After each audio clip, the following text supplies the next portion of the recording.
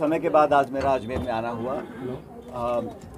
पिछले महीने मैंने मसूदा में एक आम सभा को संबोधित किया था, लेकिन शहर में काफ़ी समय के बाद मेरे यहाँ पे आना हुआ। सभी हमारी पार्टी के कार्यकर्ताओं से, नेताओं से मुलाकात हुई, बहुत अच्छा लगा। और आप जानते हैं कि अजमेर से एक पुराना लगाव हम सभी लोगों का है, और मेरा तो विशेष यहाँ के लोगों पर एक अधिकार में मानता हूँ, और मुझ पर जो असीम प्रेम और स्नेह रहा है उसको मैं कभी भूल नहीं सकता हूँ। और आप सभी जानते हैं कि बहुत जल्द विधानसभा के चुनाव भी आने वाले हैं। उस सिलसिले में कांग्रेस पार्टी ने लगातार अपनी तैयारियां जारी करी हुई हैं।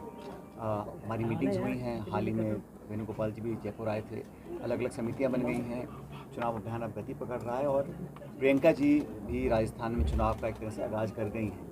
वो टोंक में एक आम सभा को संबोधित करने आई थी परसों, तो बहुत अच्छी सभा हुई थी परसों की। कल मैं दौसा में था। लगातार हम लोगों से मिल रहे हैं, और मैं ऐसा मानता हूं कि जो वातावरण बना है देश में पिछले 9 साल से, भाजपा की सरकार, एक पूर्ण बहुमत की सरकार राजस्थान देश में बनी हुई है। ये बड़ी विडंबना है कि भारतीय जनता पार्टी सरकार में है दिल्ली में और अपना काम नहीं कर पा रही है। 9 साल का ये एक आंकलन लोगों का है। हर क्षेत्र में वो विफल रहे हैं। महंगाई, बेरोजगारी, किसान, नौजवान सब लोग त्रस्त हैं। हाँ, मीडिया मैनेजमेंट में, प्रचार प्रसार में, लोगों को भ्रमित करने में, ध्यान भटकाने में नंबर 1 पर है। राजस्थान में उल्टा है। भाजपा यहाँ विपक्ष में है और उस भूमिका को निभा नहीं पा रही है। और अब थक हार के उन्होंने यात्रा शुरू करी। पहले तो उन्होंने करी थी जन संघर्ष यात्रा। उस संघर्ष यात्रा में संघर्ष था, लेकिन जनता नहीं थी। अब परिवर्तन यात्रा कर रहे हैं। यहाँ पर सर फुटबॉल मचा हुआ है, खींचतान बहुत ज़्यादा है भाजपा के अंदर, और वो इस बात से संतोष ले रहे हैं कि हर 5 साल में सरकार बदल जाती है। मैं ऐसा मानता हूँ कि इस बार इस परिपाटी को हम लोग तोड़ने जा रहे हैं। राजस्थान में जिस प्रकार से सरकार, संगठन सब मिलकर अब काम कर रहे हैं, मुझे लगता है कि यहाँ सरकार दोबारा कांग्रेस पार्टी की बनेगी। और ये बात को मैं इसलिए कह रहा हूँ क्योंकि जो फीडबैक हमें मिला है, मैं अक्सर जिलों में दौरे कर रहा हूँ, और सब लोग मानते हैं कि इस बार भाजपा की विपक्ष के रूप में नाकामी, सदन के अंदर, सदन के बाहर, और अब जो परिवर्तन यात्राओं में जनता का अभाव है, वो इस बात का प्रमाण है कि जनता बीजेपी पर विश्वास नहीं करती है। आप किसान के खिलाफ 3 कानून बनाओगे, आप नोटबंदी करोगे, जीएसटी करोगे, महंगाई को आसमान पर छुआ दोगे, और लगातार इस देश में जो, अब सेना को ले लो, जो नौजवान उम्मीद करते थे कि सेना में जाके अपने गौरव और अपने देश का शौर्य बढ़ाएंगे, आपने अग्निवीर लगा दिया कि आप 4 साल नौकरी करो फिर आपकी छुट्टी। तो हर क्षेत्र में उन्होंने लोगों को तरह से ठगा है। इसलिए मैं मानता हूं कि कांग्रेस का जो नेतृत्व है, राहुल जी ने जो यात्राएं करी हैं, खासकर जो भारत जोड़ो यात्रा थी, कर्नाटक में हम लोगों ने प्रचार किया, वहाँ पे डबल इंजन फेल हुआ। हिमाचल प्रदेश में हम लोगों ने अच्छा प्रचार किया, वहाँ पर डबल इंजन फेल हो गया। और ये जो उम्मीद करते हैं कि राम मंदिर के नाम पर, हिंदू मुसलमान के नाम पर हम सत्ता में आ जाएंगे, वो अब लोग समझ गए हैं। तो शुरुआत में तो लोग भ्रमित रहते हैं कि भाई ये अच्छा एक जज्बाती मुद्दा है, इस पर वोट पड़ जाएगी, लेकिन मुझे नहीं लगता है कि इन 4 स्टेट्स में, खासकर मध्य प्रदेश, छत्तीसगढ़, राजस्थान, तेलंगाना, इन स्टेट्स में भाजपा की परफॉर्मेंस अच्छी होगी। मुझे लगता है चारों स्टेट्स में कांग्रेस पार्टी की सरकार बनेगी। जहाँ तक पार्टी की बात है, खड़गे जी एक निर्वाचित अध्यक्ष हैं, और पहली बहुत समय बाद मुझे लगता है कि एक दलित समुदाय के व्यक्ति को कांग्रेस पार्टी में निर्वाचित अध्यक्ष बनाया है। उनकी कमेटी बन गई है, और मुझे भी उस कार्य समिति में काम करने का मौका मिला है। इसके लिए मैं संगठन का, खड़गे जी का, राहुल जी का आपका धन्यवाद करता हूँ।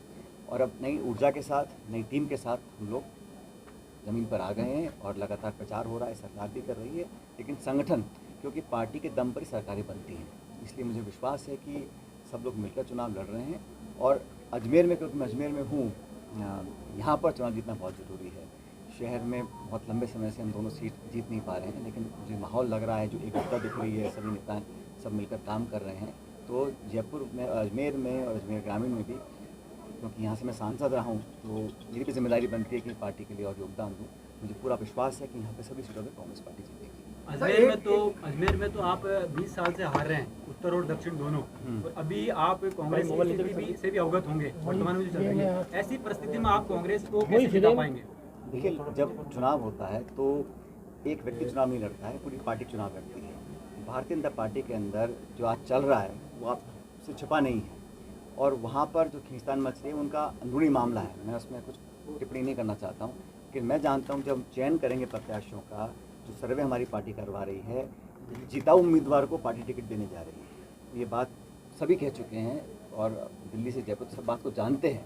हमारी एक स्क्रीनिंग कमेटी भी है, गौरव गोगी उसके अध्यक्ष हैं, सबसे मिल रहे हैं, ब्लॉक, जिला, तहसील तक नुमाइंदों से, पार्टी के पदाधिकारी से मिल रहे हैं और अंत में हम लोग उस व्यक्ति को टिकट देंगे और पैमाना हमारा सिर्फ जीतने वाला है, कौन सीट जीत सकता है, क्योंकि चुनौती बड़ी गंभीर है। देश में लोकसभा के चुनाव अगले साल हैं।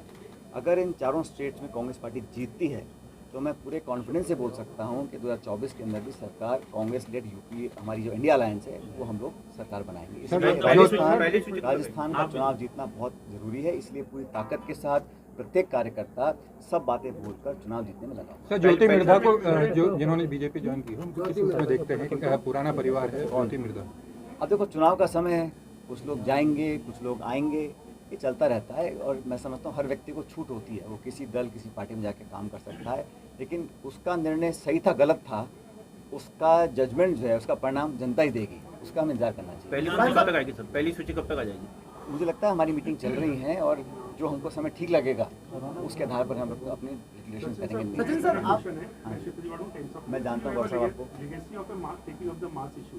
आपने आरपीएससी में करप्शन का मुद्दा उठाया और आपने उसके लिए जन आंदोलन करने के लिए, तो क्या आप इस आंदोलन को या इस मांग को, इशू को? नॉट एट ऑल, नहीं, जो पेपर लीक्स हुए थे उसके खिलाफ सरकार ने एक संशोधित नियम बनाया है, कानून बनाया है और उसको सख्त किया है, उसकी और गहराई से जांच होने का एक स्वरूप तैयार किया है और जो सज़ा की जो मापदंड थे उसको बढ़ाया गया है, उसको शिकंजे।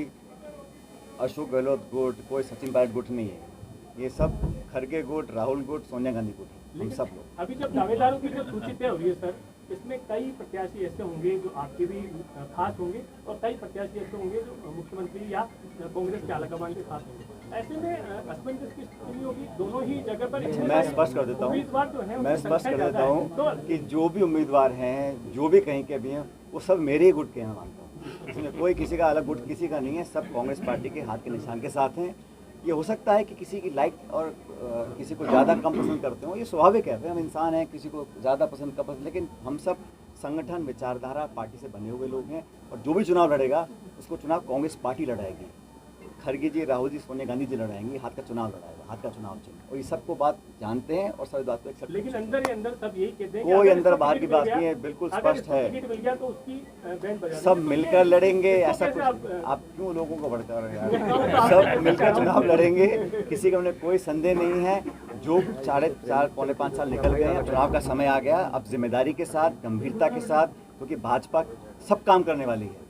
भारतीय जनता पार्टी के लोग, मैं जानता हूं, चुनाव जीतने के लिए कुछ भी कर सकते हैं, इसलिए भ्रमित करना, लोगों को भटका देना, जज्बातों को भड़का देना, आपस में आक्रोश पैदा कर देना, तनाव पैदा कर देना, ऐसे मुद्दे कैसे कैसे उठ जाते हैं, कभी का नाम बदल रहे हैं, इंडिया है, भारत है, अरे भाई दोनों ही नाम संविधान में लिखे हुए हैं। तो ये बेवजह की जो चर्चाएँ होती हैं, ये लोगों का ध्यान भटकाने के लिए होती हैं। इसलिए आम नागरिकों के लिए इस देश के प्रति कांग्रेस पार्टी की कुछ जिम्मेदारियाँ हैं।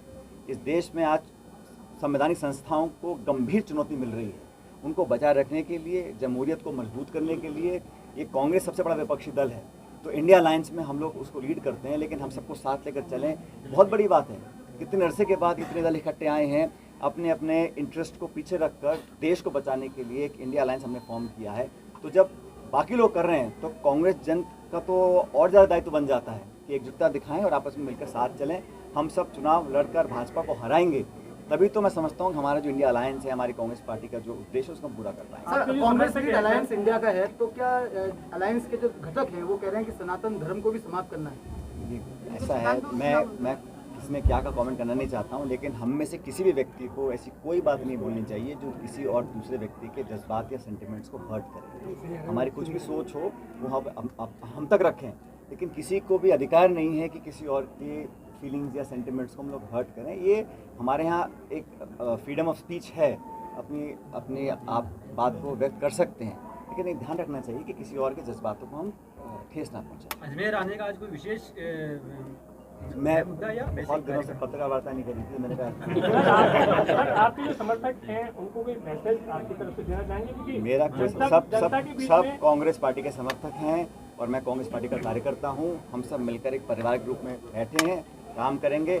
और मैं दावे से दोबारा कह रहा हूँ आपको, ताकि आप लोग कंफ्यूज ना हो, कि राजस्थान के अंदर कांग्रेस की सरकार दोबारा बनानी है, सबको साथ लेकर चलना है, तेरा मेरा करने का कोई समय नहीं है। और जो हमारे पत्रकार साथी ये गुटबाजी की बात करते हैं, इसको आप विराम दे दें, क्योंकि सब लोग कांग्रेस पार्टी के गुट के हैं और सोनिया राहुल गुट के हैं। लेकिन पार्टी के लोग कह रहे हैं कि अजमेर में समानांतर कांग्रेस संचालित हो रही है, उसको कैसे समाप्त करेंगे? समानांतर कांग्रेस एक है, चुनाव चिन्ह एक है, ये तो बहुत बड़ा दरिया है, इसमें सब लोग शामिल होंगे। तो संगठन की बैठक शहर अध्यक्ष नहीं बुलाते हैं, कहीं और से उसका कॉल। धर्मेंद्र राठौड़ उसको साफ से पूछा हाँ, धर्मेंद्र राठौड़ बुलाते हैं बाकायदा आरटीडीसी के अंदर। कौन बुलाते हैं? धर्मेंद्र राठौड़ आरटीडीसी चेयरमैन जो है, वो संगठन की बैठक कॉल करते हैं। धर्मेंद्र राठौड़ आरटीडीसी चेयरमैन, हाँ, जिन्होंने आपके लिए भी स्टेटमेंट दिए थे पहले, मैं देखा नहीं कैसे। वो वो उनका आरोप है कि वो समानांतर कांग्रेस चला रहे हैं। और नहीं, मुझे लगता नहीं ऐसे कोई कर रहा होगा। अगर कोई कर कर रहा रहे हैं तो आपके ये विजय जी तो सुन लो ना, मुझे लगता नहीं ऐसे कोई कर रहा होगा। अगर कोई कर रहा है तो ठीक नहीं कर रहे हैं, हम सबको साथ में। पायलट साहब, आखिरी हालांकि मुझे लगता नहीं ऐसे कोई कर रहा होगा। राजस्थान आखिरी क्यों, 2 और कानून व्यवस्था पर क्या कहेंगे? क्राइम होता है, पुलिस पकड़ती है, मैंने क्या स्टेटमेंट दिया था इसलिए आपने। और बताओ भाई, कुछ मजेदार बात है। शांति धारीवाल पर बयान दिया गजेंद्र सिंह शेखावत ने। अब ये चुनाव आ रहे हैं, लोग बयान देते हैं, लेकिन मुद्दों की बात कोई नहीं कर रहा है। मुद्दा ये है कि 25 सांसद जीते गए राजस्थान से। आपने राजस्थान को क्या दिया? ARCP के प्रोजेक्ट को आपने मान्यता दी। मोदी जी खुद कह गए थे कि इसको हम बनाएंगे नेशनल प्रोजेक्ट। अजमेर में बोल के गए थे, क्या रहा? DPR बन गई, हम लोगों ने पैसा सैंक्शन कर दिया, आप करना नहीं चाह रहे हैं। और एक मंत्री ने तो बोला कि जब सरकार बनेगी तभी करेंगे। मतलब ये जो तरीका है ना काम करने का, ये मनमोहन सिंह प्रधानमंत्री थे, उन्होंने कभी पक्षपात नहीं किया। सरकार किसी पार्टी की स्टेट में हो, लेकिन फेडरल स्ट्रक्चर में इलेक्टेड गवर्नमेंट है, उसको आपको उसका जो शेयर है, रेवेन्यू शेयर, वो देना पड़ेगा। उसका जो डिमांड्स है देनी पड़ेंगी, उसको सहयोग करना पड़ेगा। पहले शेयर 90-10 का होता था, सेंट्रल स्पॉन्सर स्कीम का, स्टेट स्पॉन्सर स्कीम का, उसको हाफ कर दिया। हज़ारों करोड़ राजस्थान सरकार का जो है बकाया, वो दिल्ली दे नहीं रही। हमारे सभी सांसद बच्चे जीत के गए लोकसभा के, उन्होंने क्या योगदान दिया है बताइए? कोई नई पॉलिसी बनाई हो, कोई राजस्थान को विशेष दर्जा प्राप्त हुआ हो, कहीं रेलवे लाइन सैंक्शन की हो, ARCP को सैंक्शन किया हो। और ARCP को लेकर मुझे लगता है भारतीय जनता पार्टी को अपना रुख स्पष्ट करना चाहिए। अब ये बहानेबाजी का समय नहीं है। आप अगर करना चाहते हो तो आप करिए। और हमने तो कहा कि हम जितना मांगे उससे ज़्यादा सहयोग करने को तैयार हैं, लेकिन उनकी नीयत में लगता है ये है कि बस चुनाव निकल जाए, उसके बाद हम निर्णय करें हाँ या ना का। मुख्यमंत्री के कामकाज को किस तरह से लेते हैं? और मैं कह रहा हूँ ना, अगर कामकाज अच्छा है तो अगली बार संभव यही होगा कि ये 2 आपके अलग अलग सवाल हैं।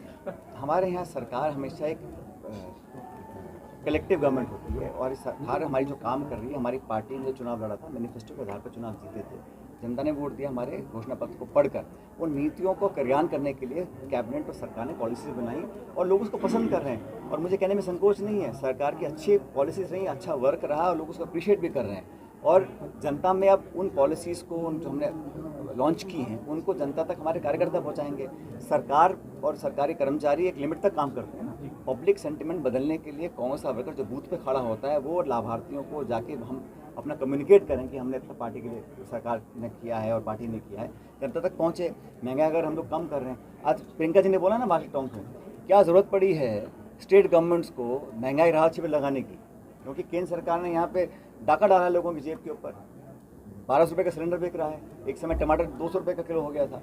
तो सरकार की पॉलिसीज विफल रही हैं, इसलिए स्टेट गवर्नमेंट को करना पड़ रहा है। कौन गवर्नमेंट जॉब को लेकर के बार-बार लीक वगैरह हो रहे हैं। मैं तो कहना चाह रहा हूँ, भारतीय जनता पार्टी के अंदर अब मुझे पता नहीं वो टिकट किसको देंगे, चाहे अजमेर हो चाहे बाकी जगह हो, लेकिन कांग्रेस पार्टी में जिसको भी आला कमान और हमारे जो सर्वे के बाद नाम चिन्हित किए जाएंगे, जिसको भी पार्टी टिकट देगी, पूरी कांग्रेस पार्टी उस व्यक्ति का समर्थन करेगी और उस व्यक्ति को विधानसभा में भेजेगी।